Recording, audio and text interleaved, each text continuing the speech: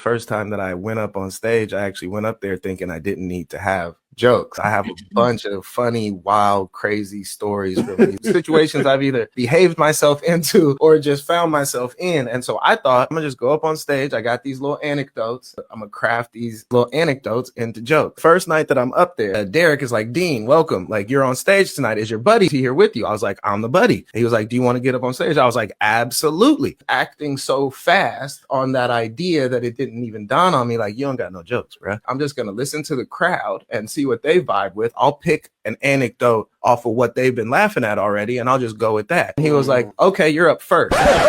So what do you mean first? He was like, oh, no, you're not first. The host is going to go up there. He's going to do his little 6-minute set. He's going to introduce the night, and then you'll go up there. And I was like, okay, bet. So I've got myself a little 6-minute buffer period before I have to get up there. I'm going to go get myself a drink because I'm going to need to calm these nerves a little bit. Can I get a double shot of, and before I can even finish, the host is like, welcome to the juice box, everybody. And he starts going. So now there's a clock in my head going, I got 6 minutes till I'm on stage with no jokes and no context whatsoever. Now, not only do I need a drink, I need a cigarette. So I'm going outside to smoke a cigarette. But before I can get outside, I realize I need to use the bathroom. I'm 37 years old. That's not something you play about. When you got to go to the bathroom, you better go to the bathroom. The bathroom's clear across the other side of the whole club. I'm like dang near sprinting over there. Literally, I'm at the same pace that you're wearing nice clothes and you don't want to sweat, but you got to catch this bus. I go to the bathroom, hit the cigarette like 2 times, put the cigarette out, go back inside to get my drink and finish my drink. And before I can even get over there, like, oh, there he is. Evan Robbins, you're on. Welcome to the stage. What? I told a story about one time where one of my nephews like really had to go to the bathroom. And so I ended up having to like hold him in midair because we couldn't get to a bathroom. What? Nature's toilet. You don't know how cold and how